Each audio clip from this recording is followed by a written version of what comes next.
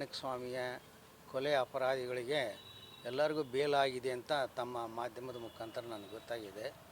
ಆದರೆ ಏನು ಅಂತ ಪೂರ್ತಿ ಮಾಹಿತಿ ನನಗೆ ಗೊತ್ತಿಲ್ಲ. ನಾವು ಟಿ ವಿ ಹಾಕಕ್ಕೆ ಹೋಗಿಲ್ಲ. ಆದರೆ ನ್ಯಾಯಾಲಯದ ಬಗ್ಗೆ ಮತ್ತು ನಮಗೆ ಪೂರ್ಣವಾದ ನಂಬಿಕೆ ಇದೆ. ತಾತ್ಕಾಲಿಕವಾಗಿ ನಮಗೆ ಅವ್ರಿಗೆ ಏನಾದರೂ ಬೇಲ್ ಆಗಿರ್ಬೋದು. ಆದರೆ ಅಂತಿಮವಾಗಿ ಯಾರು ತಪ್ಪಿಸ್ತಿದ್ದಾರೆ ಅವ್ರಿಗೆ ಶಿಕ್ಷೆ ಆಗುತ್ತೆ ಅಂತ ಪೂರ್ಣ ನಂಬಿಕೆ ಇದೆ. ನ್ಯಾಯಾಲಯದ ಮೇಲೆ ನಮಗೆ ನಂಬಿಕೆ ಇದೆ. ನ್ಯಾಯಾಲಯ ಅದೇನು ತೀರ್ಮಾನ ಮಾಡುತ್ತೋ ಅದು ಯಾವ ಕಾರಣದಿಂದ ಮಾಡುತ್ತೋ ನಮಗೆ ಅದು ಗೊತ್ತಾಗೋದಿಲ್ಲ.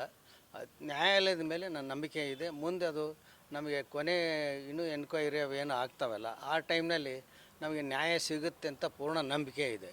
ತಪ್ಪಿತರಿಗೆ ಶಿಕ್ಷೆ ಆಗುತ್ತೆ ಅಂತ ನಂಬಿಕೆ ಇದೆ.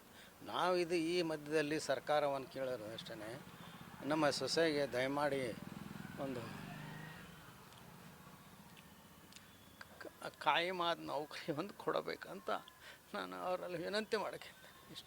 ಏನಾದರೂ ಅಂದ್ಕೊಡಿದ್ರೆ ಜಾಮೀನು ಸಿಗುತ್ತೆ ಅಂತ ಎಲ್ರಿಗೂ ಜಾಮೀನು ಸಿಗುತ್ತಂತ ಎಲ್ಲರಿಗೂ ಜಾಮೀನು ಸಿಕ್ಕಿದೆ ಅಂತಂದು ತಿಳಿದು ಬಂದಿದೆ. ಅದು ಏನು ಅಂತ ನನಗೆ ಗೊತ್ತಿಲ್ಲ. ಕಾನೂನು ಪ್ರಕ್ರಿಯೆ, ಆ ಕಾನೂನು ಏನೈತೆ ಅದಕ್ಕೆ ನಾವು ಮಾನ್ಯತೆ ಕೊಡ್ತೀವಿ. ಅದಕ್ಕೆ ನಾವು ನಮಗೆ ಅಂತಿಮವಾಗಿ ನಮಗೆ ನ್ಯಾಯ ಸಿಗುತ್ತೆ ಅಂತ ನಂಬಿಕೆ ಇದೆ. ಕಾನೂನು ಬಗ್ಗೆ ನಮಗೆ ಪೂರ್ಣ ನಂಬಿಕೆ ಇದೆ. ಸಿಗುತ್ತೆ ಅಂತ ನಮ್ಮ ನಂಬಿಕೆ ಇದೆ. ತಪ್ಪಿತಸ್ಥರ ಶಿಕ್ಷೆ ಆಗೇ ಆಗುತ್ತೆ ಅಂತ ನಮ್ಮ ನಂಬಿಕೆ ಇದೆ. ಈಗ ದರ್ಶನ್ ಅವರಿಗೆ ಜಾಮೀನು ಸಿಕ್ಕಿದೆ. ಒಂದು ವೇಳೆ ನಿಮ್ಮ ಜೊತೆಗೆ ಮಾತುಕತೆಗೆ ಅವ್ರು ಬಂದರೆ ನಾವು ಅದನ್ನು ಯೋಚನೆ ಮಾಡಿಲ್ಲ. ಯೋಚನೆ ಮಾಡಿ ಮುಂದೆ ಹೇಳಿದ್ವಿ. ನಾವು ಅದನ್ನು ಇಲ್ಲಿವರೆಗೂ ಅದ್ರ ಬಗ್ಗೆ ಯಾವುದೂ ನಾವು ಇದು ಮಾಡೋಕ್ಕೆ ಹೋಗಿಲ್ಲ. ನಮಗೆ ಮಾತಾಡೋಂಥದ್ದು ಏನೂ ಇಲ್ಲ. ಯಾಕಂದರೆ ನಾವು ಮಗನ ಕಳ್ಕೊಂಡು ಇದರಲ್ಲಿ ಇದ್ದೀವಿ. ನಮಗೆ ಮಗನ ಬೇಕೇ ವಿನಃ ನಮಗೆ ಯಾರು ಅದರಿಂದ ಮಾತುಕತೆ ಅದು ಅವಶ್ಯಕತೆ ಇಲ್ಲ. ಅದು ಏನು ಅದಕ್ಕೂ ನಾವು ಏನೋ ಇದಕ್ಕೂ ಇಲ್ಲ, ಅದಕ್ಕೆ ಸಂಬಂಧ ಇಲ್ಲ. ನಾವು ಕಾನೂನು ಬಗ್ಗೆ ನಾವು ನಂಬಿಕೆ ಅಂತ ಅಷ್ಟಂತೂ ಹೇಳಬಲ್ಲ. ಸಂಪರ್ಕ ಮಾಡಿದ್ರಾ? ಯಾರು ನಮ್ಗೆ ಇಲ್ಲಿವರೆಗೂ ಮಾಡಿಲ್ಲ, ಮಾಡೋಕ್ಕೆ ಅವಕಾಶ ಇಲ್ಲ. ನಾವು ಮಾಡೋಕ್ಕೆ ಇದು ಮಾಡಿಲ್ಲ. ನಾವು ಯಾರನ್ನ ಹತ್ರನೂ ನಾವು ಯಾರು ಸಂಪರ್ಕ ಮಾಡೋಕ್ಕೆ ನಮಗೆ ಇದು ಮಾಡಿಲ್ಲ, ಅವಕಾಶ ಇಲ್ಲ. ನಾವು ಅದನ್ನೇ ಅಪೇಕ್ಷೆನೂ ಪಡೋದಿಲ್ಲ. ಈಗ ಈ ಹಿಂದೆ ಸಿ ಎಮ್ ಅವ್ರನ್ನ ಭೇಟಿ ಆಗಿದ್ರಿ, ಈಗ ಜಾಮೀನು ಸಿಕ್ಕಿದೆ. ಈ ವಿಚಾರವಾಗಿ ಏನಾದರೂ ಸಿ ಎಮ್ ಭೇಟಿ ಆಗ್ತೀರಾ ಮತ್ತೆ ನೀವು ಏನಾದರೂ? ಇಲ್ಲ, ಅದ್ರ ಬಗ್ಗೆ ಯೋಚನೆ ಮಾಡ್ತೀನಿ. ನಮ್ಮೆಲ್ಲ ಹಿರಿಯರಿದ್ದಾರೆ, ನಮಗೆ ಬೇಕಾದಷ್ಟು ಆತ್ಮೀಯರಿದ್ದಾರೆ. ಅವ್ರ ಹತ್ರ ಚರ್ಚೆ ಮಾಡಿ ಏನು ಮಾಡ್ಬೇಕಂತ ತೀರ್ಮಾನ ಮಾಡ್ತೀವಿ.